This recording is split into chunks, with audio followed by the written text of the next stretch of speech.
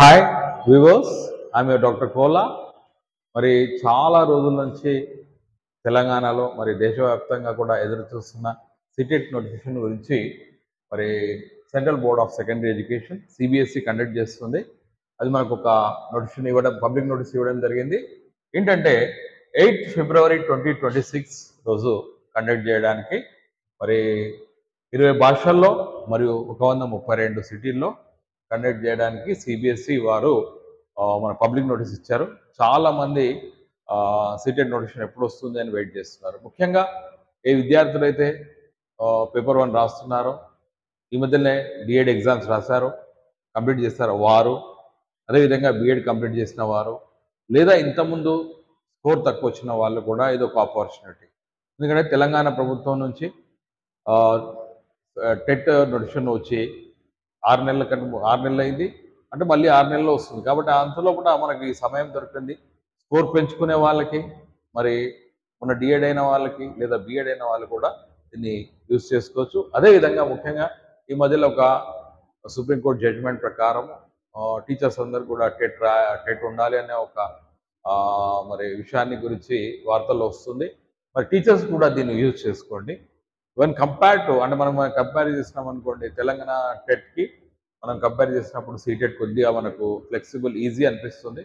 కొద్దిగా ఏంటంటే మనం అన్ని అంశాలు కూడా ఏదైతే తెలంగాణ టెట్లో ఉంటుందో అదే అంశాలు సీటెట్లో ఉంటాయి. కాబట్టి ప్రతి ఒక్క విద్యార్థి కూడా సీటెట్ 8 ఫిబ్రవరి జరుగుతుంది కాబట్టి అప్లై చేయండి. అయితే మీకు మన సైట్లో చూసినట్టయితే ఇంకా నోటిఫికేషన్ సంబంధించి ఎలిజిబిలిటీ క్రైటీరియా సంబంధించి కానీ లేదా ఇన్ఫర్మేషన్ బులెటిన్ పెట్టలేరు. సో అందరు కూడా ఇన్ఫర్మేషన్ బులెటిన్ చూసిన తర్వాత ఎలా అప్లై చేయాలి ఏంటి అన్నది చూసి will move for that one.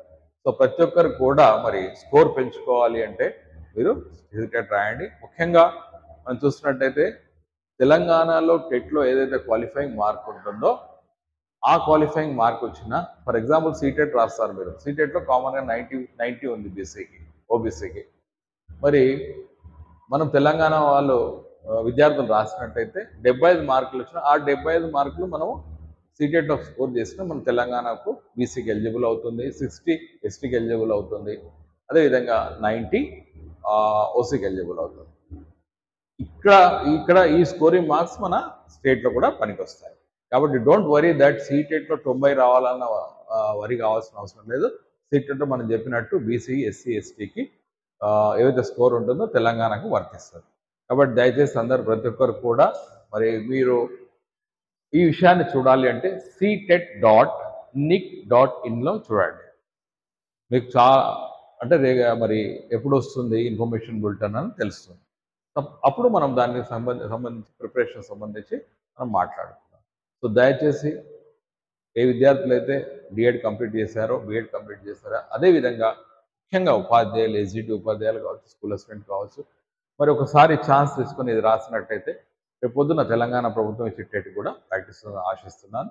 కాబట్టి దయచేసి ప్రతి ఒక్క viewers go for this. So watch ctet.nic.in for further information bulletin and further news.